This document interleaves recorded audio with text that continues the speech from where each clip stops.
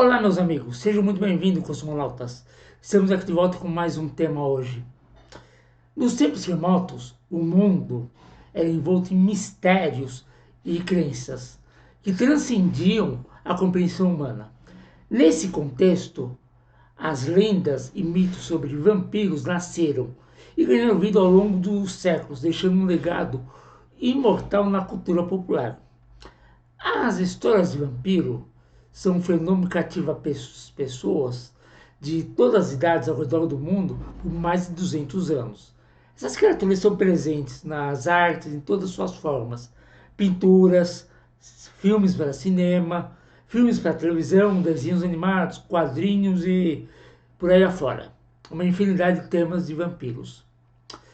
Só que no início, essas lendas eram muito centralizadas e não ganhavam tanto espaço como existem agora.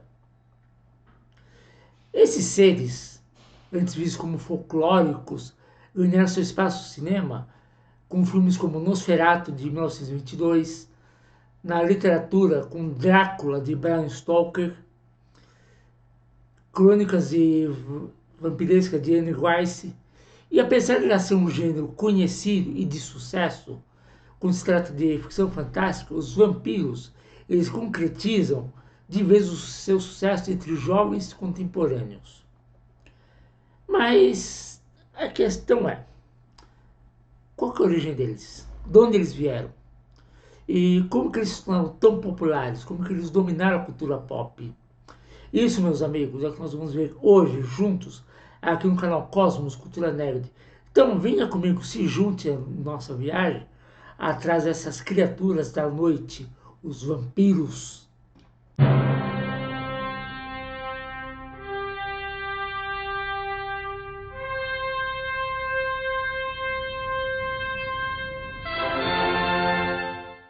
A palavra vampiro, em português, ela tem sua origem no século XVIII, que veio do francês vampire, que veio do alemão vampir, que por sua vez também tomou emprestado do século XVIII, do servo vampir.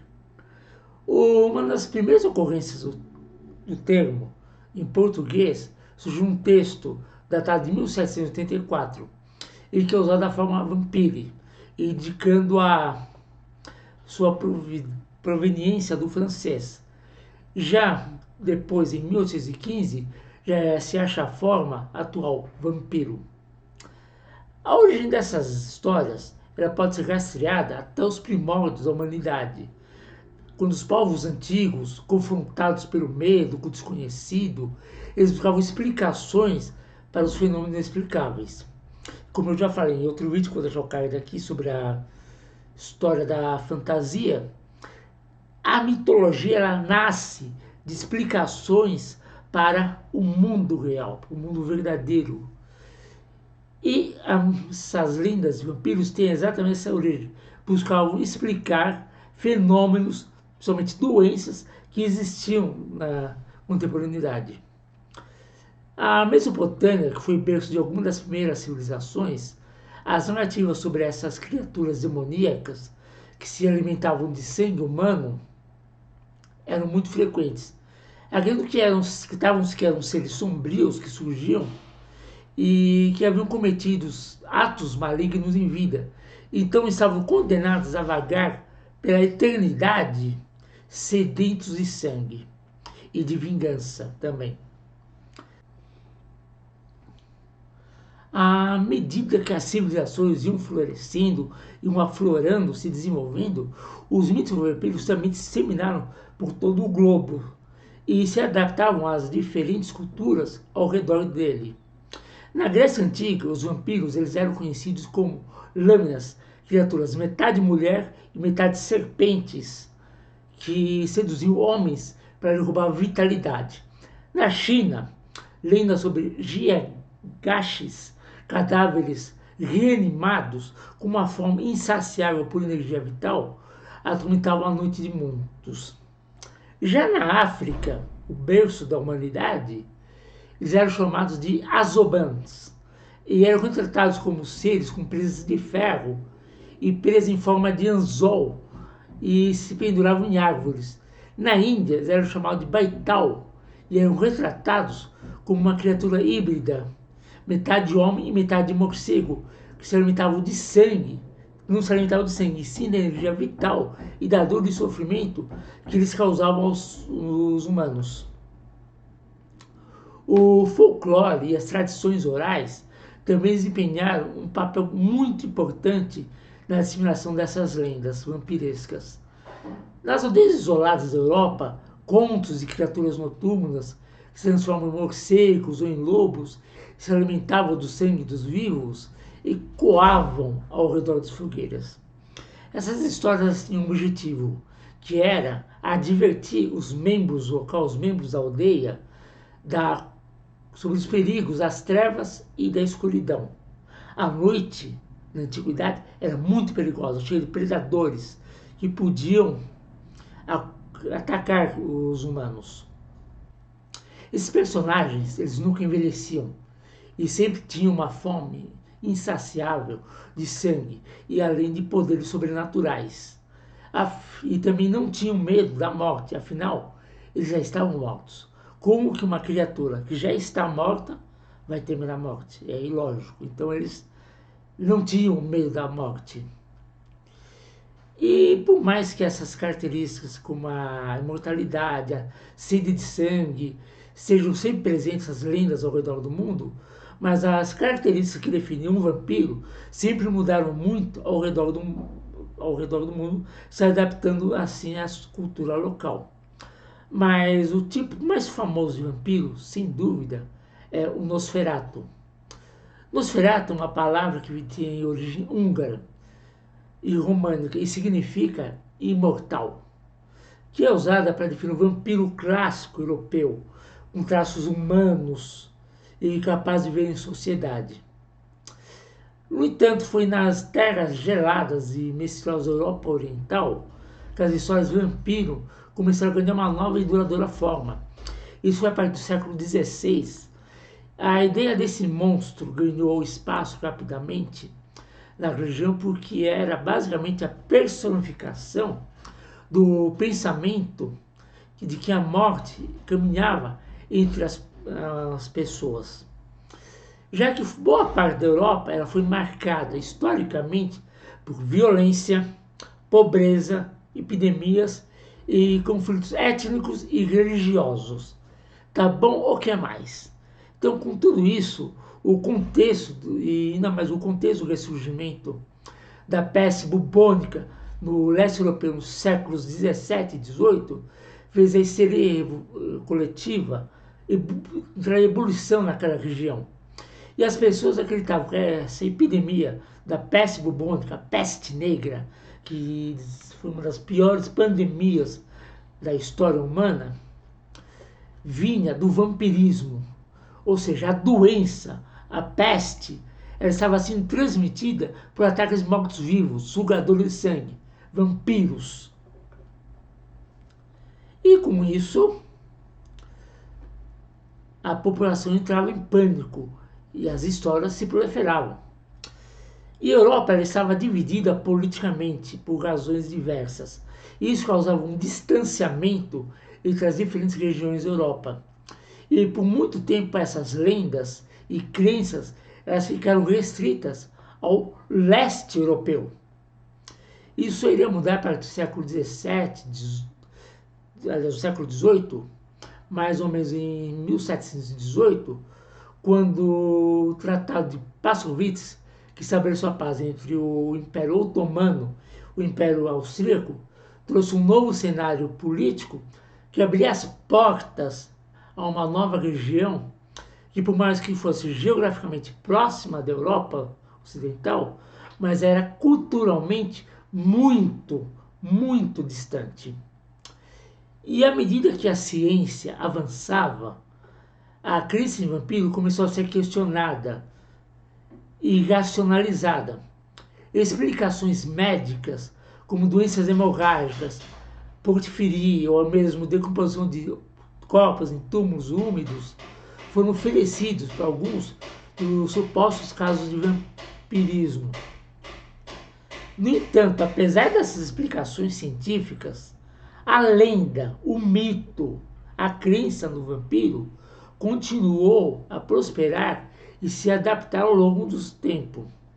Através dos séculos, novas representações de vampiros surgiram em obras literárias e cinematográficas, explorando assim o tema como imortalidade, sedução, redenção e desejo carnal. Isso começou em 1748 com o poema O Vampiro, do alemão Erich August Osfelder, que era um vampiro, uma história de um vampiro que seduzia uma jovem cristã. No ano de 1815 aconteceu um fato, um fenômeno natural, que tem uma importância grande com os vampiros. Nesse ano, 1815, o Monte Tambora, um vulcão que fica na região da Indonésia, ele entra em atividade e se torna uma das maiores erupções vulcânicas da história. Ele simplesmente expeliu para a atmosfera 1,5 milhão de toneladas de poeira. E que isso resultou bloqueio parcial da luz solar, deixando o ano de 1816 conhecido no hemisfério norte como o Ano Sem Verão. Já que o material expelido pelo Monte Tambora mexeu com o clima do planeta, na noite de 16 de junho de 1816, um quarteto de amigos que era composto por Lord Byron, Joseph William Polidori, a jovem Mary Shelley e seu noivo Percy Bysshe Shelley tinham planejado velejar pelo lago Leman, em Genebra, na Suíça. Mas nessa noite estava chovendo torrencialmente e eles tiveram que deixar os seus planos de lado. E por causa disso, por causa dessas alterações do Monte Tambora com o clima, eles decidiram então, para passar o tempo, fazer um concurso literário de histórias de terror. Nessa noite, Mary Shelley, após ter um pesadelo, ela viria a escrever Frankenstein, o moderno Prometheus. E Polidori cria O Vampiro, que seria a primeira história ocidental contendo o vampiro como nós conhecemos hoje, que décadas depois iria inspirar Bram Stoker no seu romance Drácula. Em 1897, Bram Stoker lançaria finalmente a obra que ditou os rumos à mitologia vampiresca. Era uma sociedade tomada por doenças contagiosas, e um dos principais recursos usados para o autor lançar medo na sua obra era a noção de que o vampirismo era transmissível, capaz de transformar as pessoas em criaturas. Bram Stoker assim pega o medo das doenças infecciosas que existiam na sua época para criar o seu personagem, o Conde Drácula. Drácula ele foi baseado em Vlad o Impalador. Ele também era conhecido como Vlad III, Vlad Dracula ou Vlad Tepes. Ele foi um príncipe que governou a Valáquia, região que faz parte da Romênia, no século XV. Ele nasceu por volta de 1431 e morreu entre 1476 ou 1477. E ele ganhou a alcunha de O Empalador, devido ao seu particular e cruel método de execução de seus inimigos e dissidentes. Ele os empalava. A empalação, método de tortura e execução, consistia na inserção de uma estaca na pessoa que atravessava o corpo longitudinalmente, perfurando o ânus ou vagina e saindo por cima. A vítima era atravessada assim pela estaca e era deixada para morrer com dores terríveis e se agonizando na estaca. Bram Stoker usou esses elementos para moldar a personalidade de seu personagem, o Drácula, como um vampiro aristocrático e sedento de sangue. Embora o nome Drácula não seja uma tradução literal direta do nome Vlad Tepes, ele tem uma origem interessante. Vlad, ele era membro da Ordem do Dragão, ou uma sociedade cavaleiresca da época, do século XV. Dracúlia, ou Draculestes, significa filho do dragão, em romeno. E em referência à filiação dessa ordem, Bram Stoker encontrou essa referência e decidiu usar o nome Drácula para ser o personagem vampiro, combinando a ligação com a sociedade secreta e os elementos sombrios e misteriosos que cercam Vlad o Impalador. Drácula iria assim se tornar o sinônimo de vampiro na cultura popular, já que o livro foi escrito de uma forma inovadora para a época, um tom mais realista e imersivo à história. Drácula foi retratado como um vampiro aristocrático, poderoso e sedutor. As características que o transformam em uma figura intrigante e atraente para os leitores. Bram Stoker uniu várias tradições vampirescas anteriores em uma única narrativa coerente. E o livro inspirou várias adaptações para o palco e posteriormente para o cinema. O filme mudo de Nosferatu, lançado em 1922, é uma adaptação não autorizada de Drácula e ajudou a popularizar ainda mais a figura do vampiro Drácula, com a sua capa negra, presas afiadas e a habilidade de se transformar em morcego, se tornou um arquétipo visual dos vampiros.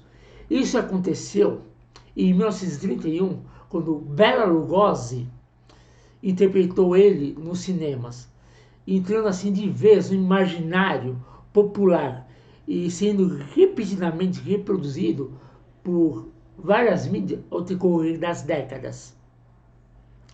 Hoje, o mito do vampiro ele continua a encantar e assombrar, ganhando assim novas e novas roupagens na cultura contemporânea. De séries de televisão, romances, quadrinhos, os vampiros continuam a fascinar o imaginário coletivo e perpetuando seu legado sombrio e eterno. Isso ocorre porque as pessoas têm uma fascinação inata pelo sobrenatural e o desconhecido. Eles também são utilizados para expor a luta entre o bem e o mal, a imortalidade versus a mortalidade, o amor proibido, a redenção, a busca pela humanidade, tornando os vampiros, assim, personagens versáteis. Eles, os vampiros, têm sido retratados como personagens complexos e multifacetados, com dilemas morais e conflitos internos. E essa profundidade torna eles mais humanos e interessantes, permitindo que os leitores e espectadores se identifiquem e se envolvam emocionalmente com eles. E eles têm sido também retratados como seres poderosos e sedutores, com uma aura de mistério e atração.